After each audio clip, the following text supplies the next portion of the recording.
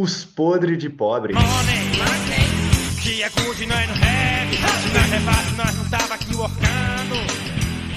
Fala, cobrada. E aí, E galera? aí, galera, mais um Parte episódio. 2 do Mundo Cripto.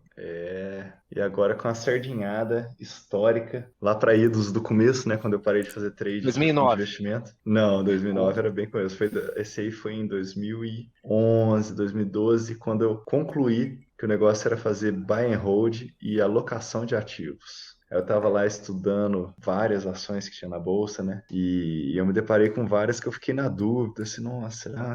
E quando você não tem um estudo bom, né? Quando você não tem conhecimento, você começa a seguir dica dos outros, né? Então tinha um fórum que eu acompanhava, que eu respeitava muito o dono, ainda respeito, o cara é muito bom, mas fica a lição aqui que a gente tem que tomar decisão por conta própria e não ficar seguindo a decisão dos outros, né? E aí tinha a VEG lá, que era uma empresa que eu falei assim, nossa, essa aqui parece interessante, né? Só que eu fui olhar os dados da VEG e falei, ó, a empresa vem perdendo margem ano a ano, o trem aqui parece estar piorando, essa empresa aqui não está prestando, não. As outras estão muito melhores. Então fui lá, botei dinheiro em Eternit, que quebrou. Botei dinheiro em Semig, que fez mesbla. Botei dinheiro em Eletropaulo, que ficou uma porcaria depois. Eu botei dinheiro em tudo quanto é coisa e não botei dinheiro na VEG. E aí, eu falei, não, beleza, né? Tô fazendo a coisa certa. O cara que falou, porque eu perguntei pro dono do site, ele falou assim, não, essa aí parece que ela tá esquisito mesmo. Olha só o caixa dela. Ela não me investe o caixa, nem paga dividendos. Para onde que tá indo meu dinheiro, né? Cadê meu dinheiro? Essa aí eu classifico desse jeito. O resultado é que na época a ação valia R$ 8 e hoje vocês já viram o que aconteceu, né? Se eu tivesse comprado lá atrás era para ter ganhado 10 vezes o que Tá aí o seu dinheiro. tá aí meu dinheiro, né? Aí eu virei esses dias para trás, perguntei para ele, e aí, cadê meu dinheiro, cara? E aí, você me responde agora que a VEG tá valendo 80, R$ 90, cadê meu dinheiro? Quando tava 8. Boa. É isso aí. Vamos lá, gente? Vamos para a segunda parte aí desse nosso assunto aí, criptomoeda, o assunto mais polêmico, atrativo, repleto de pirâmides e esquemas e também um dos mais interessantes que existe na atualidade, né? Não tem Que ninguém como entende. fazer um podcast sobre investimento, dinheiro e não falar de Bitcoin, né? E chegou a hora. O Bitcoin ele surgiu em 2009. Através de um paper publicado por um codinome de Satoshi Nakamoto. Ninguém até hoje sabe quem que é Satoshi Nakamoto. Tem diversas especulações. Hã? É um avatar na É internet. um avatar. Tem gente que fala que é o Elon Musk. Ixi, tem várias teorias, né? Mas assim, o fato é que até hoje ninguém sabe quem é Satoshi Nakamoto. E o cara publicou esse artigo divulgando o Bitcoin que ele tinha criado, que era uma moeda digital descentralizada, criptografada. E a ideia da moeda era que você tinha um livro caixa, onde as transações eram escritas nesse livro caixa e todo mundo que fizesse parte da rede de Bitcoin teria uma cópia do livro caixa. E a cada nova transação, você escreve em todos os livros. Você teria um número finito de moedas a serem distribuídas. As moedas seriam distribuídas como prêmio para os chamados mineradores, que são as pessoas que emprestam poder computacional para a rede. Essas pessoas recebem bitcoins em troca, né, de emprestar poder computacional e gastar energia elétrica. E esses primeiros recebedores do Bitcoin trocam o Bitcoin por moeda fiduciária, por produtos e outras coisas. E assim o Bitcoin ele entra em circulação. E essa era a ideia do cara. Ele fez algumas referências. Ele colocou uma data de aniversário como sendo a mesma data do dia em que o governo americano pegou o ouro da população, confiscou o ouro da população, a palavra certa. E essa foi a data de aniversário do Satoshi Nakamoto. E a ideia do Bitcoin, né, tem todo um valor libertário por trás, que é de ser uma moeda que não é controlada por um poder central, né, por um banco central, que ninguém pode chegar lá e falar, eu vou imprimir mais moeda, mais Bitcoin. O Bitcoin ele tem aquele valor fixo que quando ele vai sendo minerado. Quando chegar no valor máximo de Bitcoin, ele não pode ser alterado, né? Você não pode criar mais Bitcoin.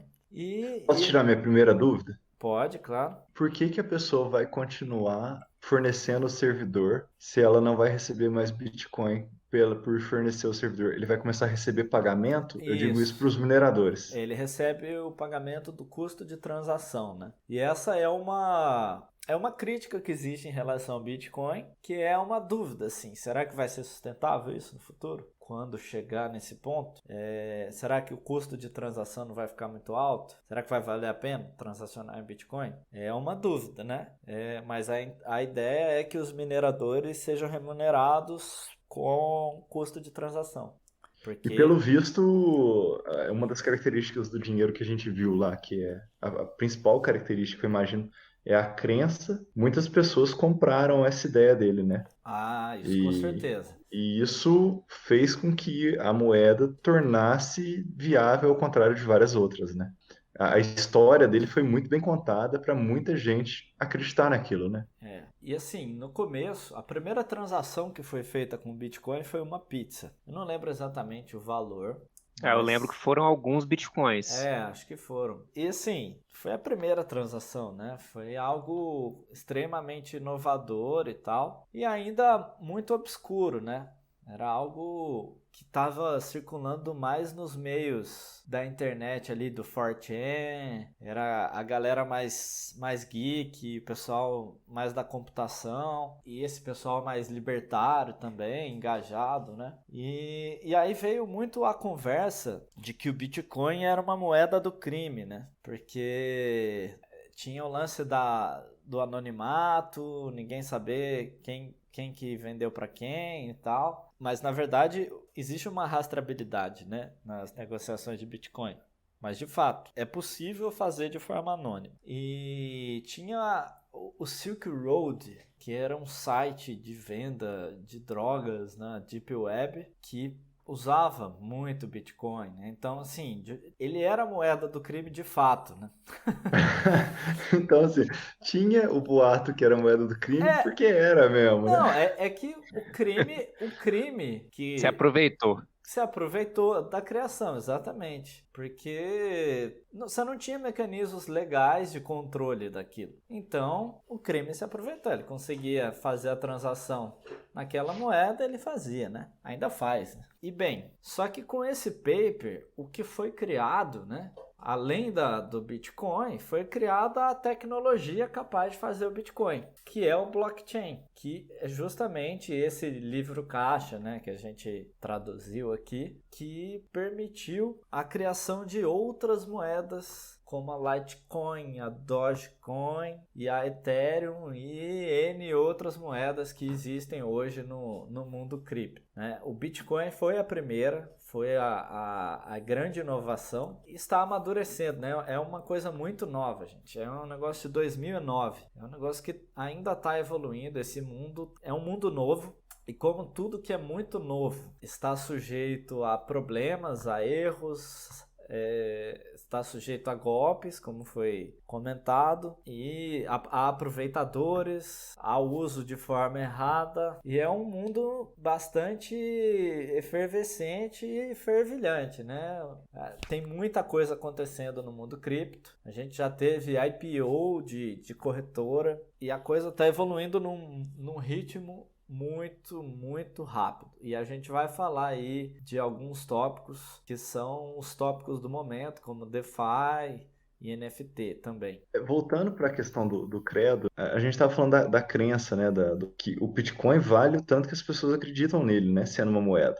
E vamos dizer, hoje em dia, o que você compra com Bitcoin? Porque eu só sei de pessoas comprando, trocando moedas por Bitcoin, mas eu não sei de você comprar produto com Bitcoin. Dá para comprar?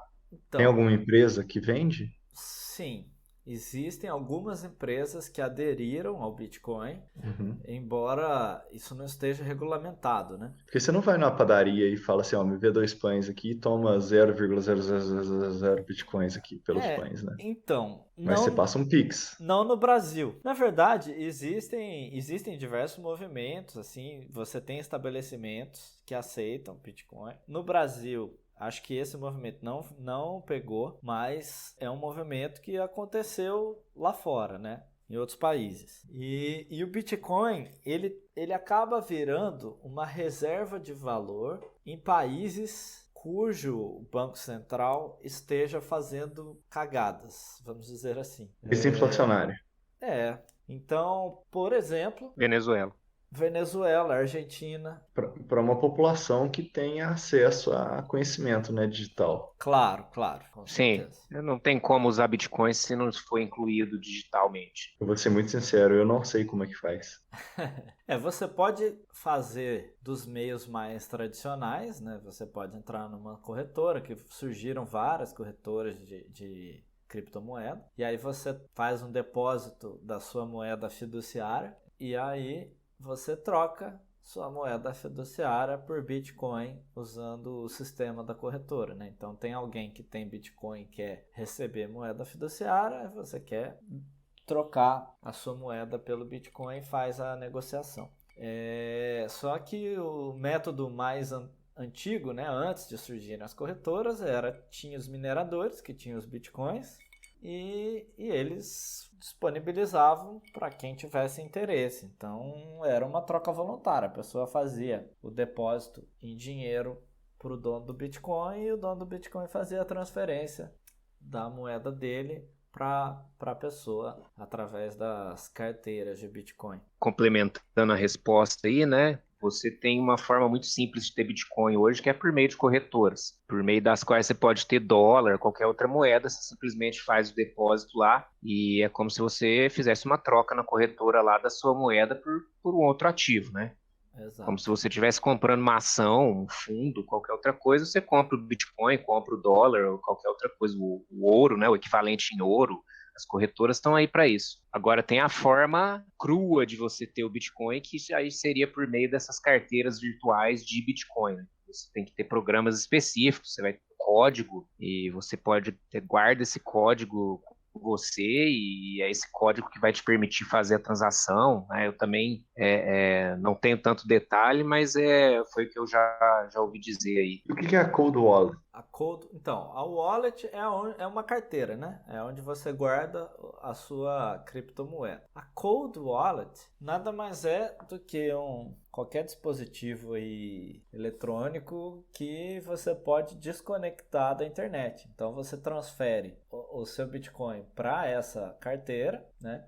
Alguma forma de HD, né? Um pendrive, qualquer coisa. Uma memória e desconecta da internet. E aí por isso que ela é o cold wallet. E tem gente que ainda põe alguma chave física, né, em cima da carteira por proteção. Inclusive tem casos de gente que tem valores absurdos em Bitcoin em alguma cold wallet e nunca mais conseguiu recuperar porque esqueceu a senha e tal. É tipo enterrar o ouro e perder o mapa, né? Exatamente. É a nova versão de enterrar o ouro e perder o mapa. E assim, uma coisa que surgiu também foram os aproveitadores, né? Porque como o Bitcoin é uma coisa complicada, que envolve criptografia... Você fala criptomoeda, 10 pessoas olham para você, né? Exato. Chama a atenção do cacete. Exato. Eu acho que toda vez que alguém fala criptomoeda, morre uma fadinha. E assim, tem a galera que fala que, tem um fundo aqui que investe em Bitcoin, põe dinheiro na gente que a gente te garante um retorno de 5% ao mês. E eu conheço gente que pôs o dinheiro num negócio desse. E eu lembro que a pessoa me falou e eu falei, cara, isso não é Bitcoin. Você tá colocando dinheiro numa pirâmide. E aí ele falou, não, é Bitcoin. O cara falou pra mim. Eu falei, velho, Bitcoin não tem retorno garantido. Bitcoin é uma moeda, ele pode subir quanto pode descer, né? Dependendo do apetite das pessoas por comprar e vender Bitcoin. Alguém que está te falando que vai dar um retorno para você, a pessoa está te enganando. Isso só pode ser pirâmide. Se alguém está recebendo de fato, é porque é pirâmide. Porque tem mais gente entrando que está pagando as pessoas que já estão. E aí, eu falei isso para ele não gostou muito. Aí passou um tempo, acho que uns 2 meses. Teve notícia da polícia prendendo o grupo que estava fazendo esse golpe. E aí eu encontrei com ele e falei, pô, você viu a notícia? Ele falou, pois é. Ainda bem que você me falou. Eu tirei o dinheiro a tempo. Eu falei, cara, Ainda bem, porque era um golpe anunciado. Gente, é realmente algo complexo e é como você disse aí, né? A gente ter ideia de como vai ser a realidade dessa tecnologia, realmente tem que passar aí alguns anos para que a coisa vá se consolidando, né? Tem muita coisa interessante que surgiu. Eu acho que mais legal do que o próprio Bitcoin foi a tecnologia que surgiu por trás dele, que é a blockchain, que está sendo utilizada em muitas outras aplicações já práticas aí no mundo. Inclusive Exatamente. questões de transferência internacional. Hoje você tem É. transferências internacionais para instituições financeiras que ocorrem em cerca de horas utilizando blockchain. Se eu não me engano, o Pix é blockchain. É isso aí. E eu acho que vale a pena a gente falar da grande concorrente do Bitcoin, né? Que é a Ethereum, que foi criada por um moleque russo lá que viu, gostou da ideia do Bitcoin, mas achou que ele era muito rígido. E ele criou a Ethereum, que eu entendo menos ainda do que o Bitcoin. Só que a Ethereum, ela possui uma capacidade que ela permite você fazer uma programação na ponta da moeda, vamos dizer assim. E isso te dá a liberdade de criar coisas, né? E o blockchain, ele vira o meio de saber quem é o dono daquilo, né? Quem são as partes que são as donas e tal. E ele mantém esse registro. Só que você tem liberdade de fazer coisas diferentes. E esse arcabouço que a Ethereum forneceu, ele acabou gerando coisas como os smart contracts, que o pessoal fala, né? Os contratos inteligentes.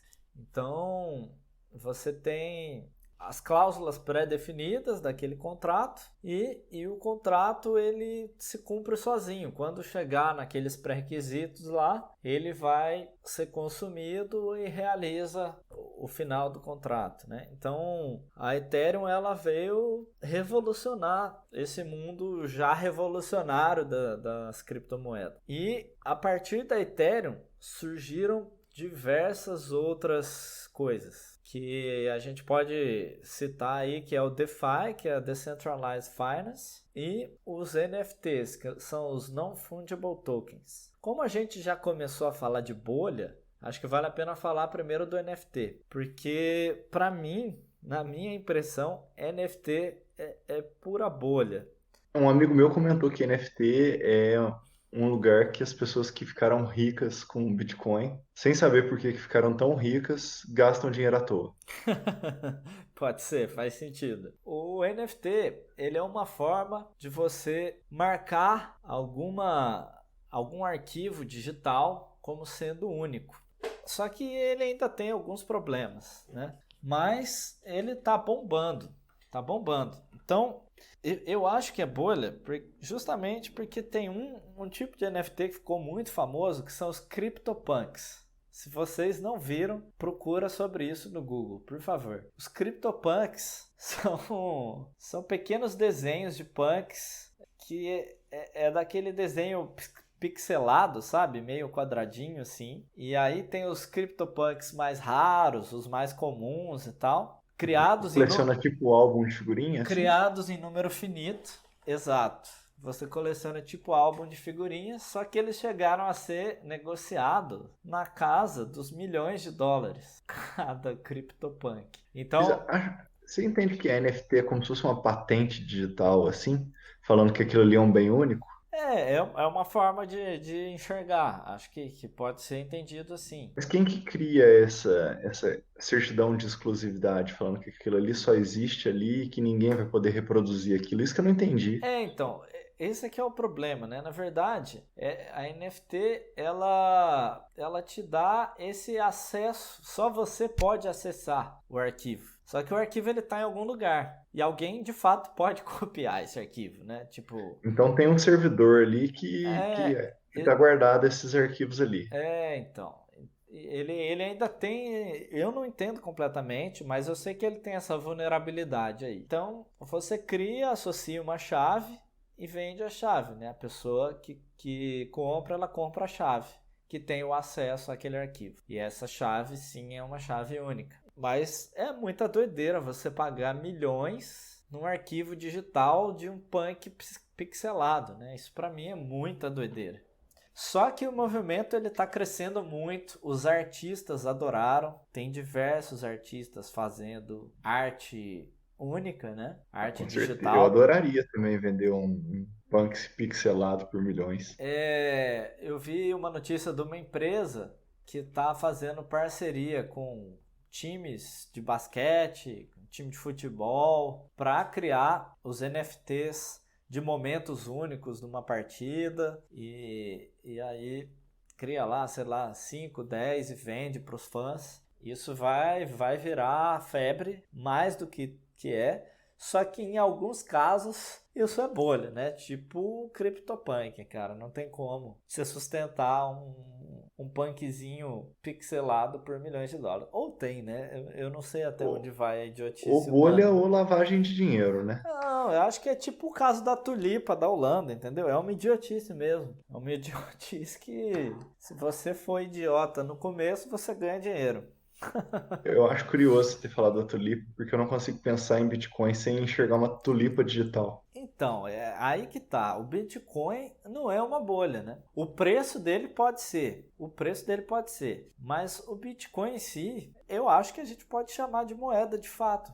Por todos aqueles critérios que a gente citou no podcast passado, né? Ele serve como meio de troca, ele serve como reserva de valor, ele serve como unidade de conta, ele tem aquelas propriedades de portabilidade, de divisibilidade.